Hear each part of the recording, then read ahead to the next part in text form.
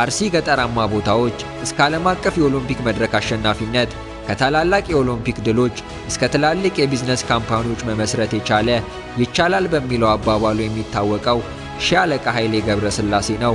ከስኬቱ ጀርባ ምን አይነት አስተሳሰብ አለ? ይህንን አስተሳሰብ ከየት ቀዳው? ሁላችንም አእምሮ ውስጥ የቀረው ከፖርቴርጋት ጋር ያደረጉት ፉክክር ታምር ወይስ ከጀርባው ምን አለ የሚሉትን ጨምረን እናያለን። እናንተም ታዲያ የዚህ ሚዲያ ቤተሰብ ለመሆን ሰብስክራይብ፣ ቪዲዮውን ላይክ እና ሼር እያደረጋችሁ እስከ መጨረሻው አብራችሁን ቆዩ። ኃይሌ ውልደቱ በ1973 በኢትዮጵያ አሰላ ክፍለ ሀገር ሲሆን ከባቢው አረንጓዴና ከፍተኛ የዝናብ መጠን ያለው ነው። እድገቱም በዚሁ አካባቢ ማህበረሰብ በጠንካራ ሰራተኝነት የሚያምንና ሕይወትን ለመግፋት ገበሬዎች በጠዋት ተነስተው ስራቸውን የሚከውኑበት፣ እናቶች ከሩቅ ተጉዘው ውሃን እየቀዱ ያለመታከት ቤተሰብ የሚመግቡበት፣ እናም ትላልቅ አባቶች ስለ ትላልቅ ሰዎች ለልጆች ታሪክ የሚያካፍሉበት የዕለት ተዕለት ሕይወት ያለ ጥንካሬ ጨርሶ የማይገፋበት ቦታ ነው።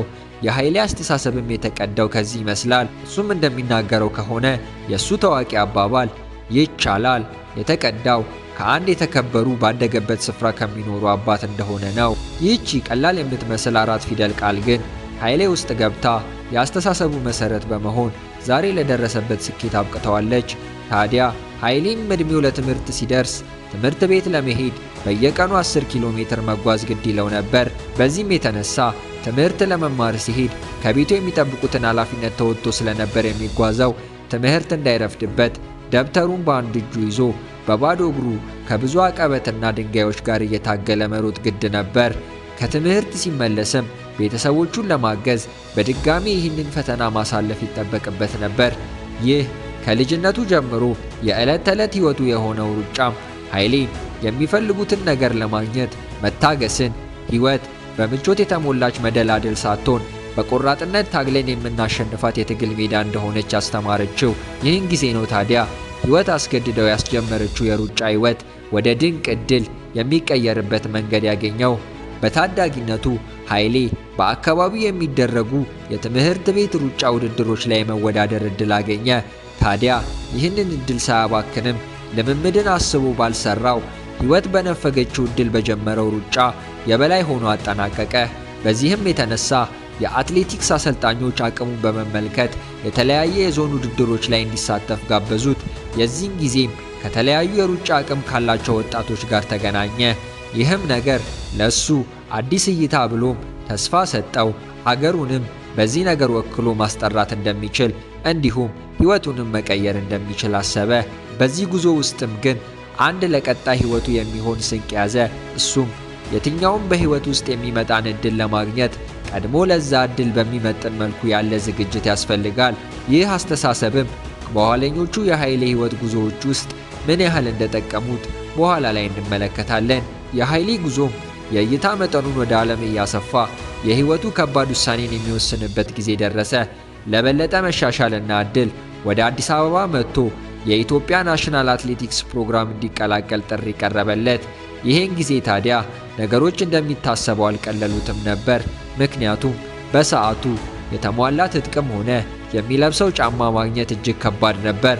ሲቀጥል ደግሞ የ16 ዓመት ታዳጊ ሆኖ ከለመደው ቀዬና ማህበረሰብ ለቆ መሄድ ብርታትንና ቆራጥነትን የሚጠይቅ ውሳኔ ነበር። ከምንም በላይ አባቱ እዛው በእርሻ እንዲያግዛቸው ይፈልጉ ነበር። ይህም ነገሮችን ከባድ አደረጉበት።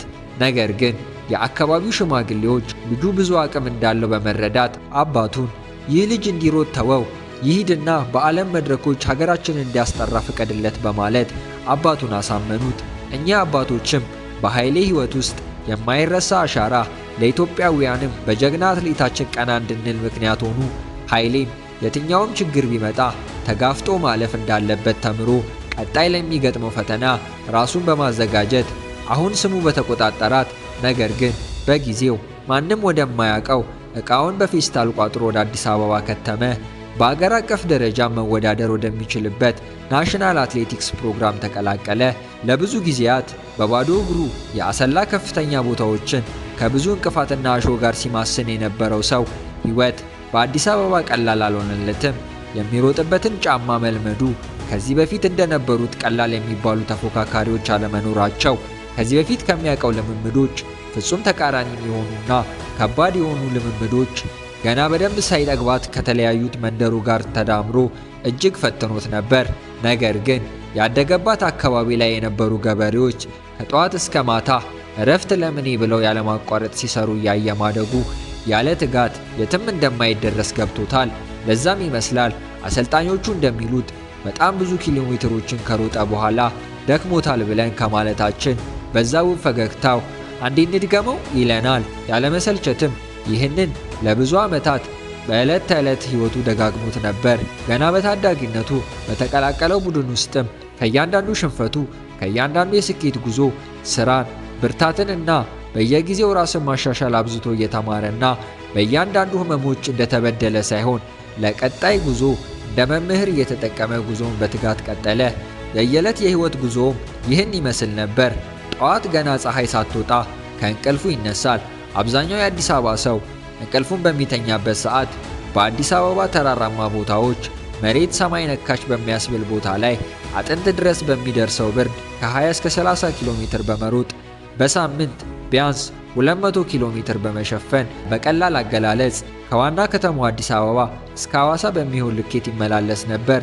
እስኪ ያስቡት፣ ይህን የሚያደርገውም በየሳምንቱ ነበር። ታዲያ ልምምዱ በዚህ ብቻ የተገደበ አልነበረም። ፍጥነትን መሰረት ያደረጉ የኃይል ስፖርቶች፣ ረጅም ርቀትን በጥንቃቄ ለመቀጠል የሚያስችሉ የጥንካሬ ስፖርቶች መሰረት ያደረገ ነበር።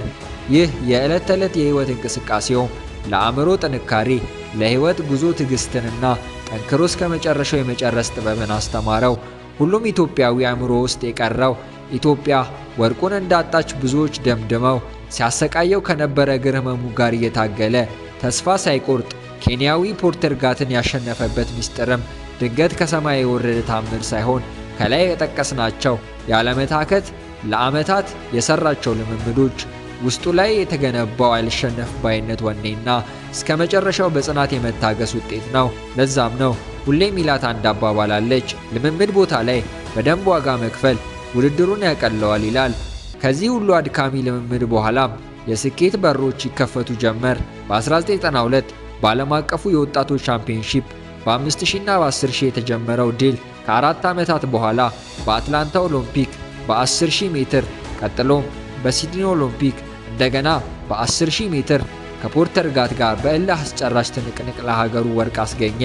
በተጨማሪም ከዓለም ሻምፒዮና በተለያዩ የግል ውድድሮች ለረጅም ዓመታት ከ5000 እስከ ማራቶን በመሳተፍ ድሎችን ተቀናጀ። በሕይወት ዘመኑ የራሱን ጨምሮ 27 የሚደርሱ ዓለም አቀፍ ክብረ ወሰኖችን ሰባበረ። በዚህም ዓለም ሁሉ እጅግ ተደነቀ።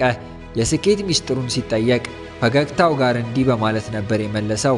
መጀመሪያ በትራክ ላይ ከማሸነፌ በፊት ድሉን የሚጀምረው በአእምሮዬ ውስጥ ከማሸነፍ ነው ነበር መልሱ። ይህም ካደገበት ማህበረሰብ የወሰደው የእሱ አሸናፊነት ስነ ልቦና ሆኖ ለዓለም ተገለጠ። ታዲያ በዚህ ሁሉ ትጋትና ሩጫ አንድ ነገር ያስተውል ጀመር።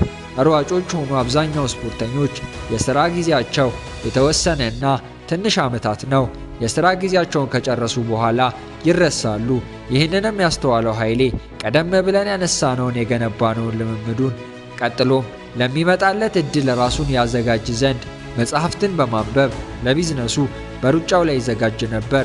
ከብዙ ዝግጅት በኋላም ሩጫውን ማቆሚያ ዕድሜው ሲደርስ በሩጫው ካገኘው ጥሪት የተለያዩ ቢዝነሶች ላይ ኢንቨስት ያደርግ ጀመር። ትንሽ ከሚባል የሪል ስቴት ንግድ ጀምሮ እስከ ትላልቅ ሆቴሎችና ሪዞርቶች፣ ከሲኒማ ቤቶች ቡና አምርቶ ኢምፖርት ኤክስፖርት እስከ መስራት፣ መኪና አስመጥቶ ከመገጣጠም እስከ ትምህርት ቤቶች ግንባታ፣ ብቻ ምን አለፋችሁ ያልገባበት ቢዝነስ ያልሞከረው ስራ ያለ ማለት እጅጉን ከባድ ነው። ፌስታሉን ይዞ የተቀላቀላትን አዲስ አበባ ዛሬ ትልቅ ግራንድ ሆቴል በመገንባት ከሰራን መነሻችን መጨረሻችን እንዳልሆነ አስመሰከረ።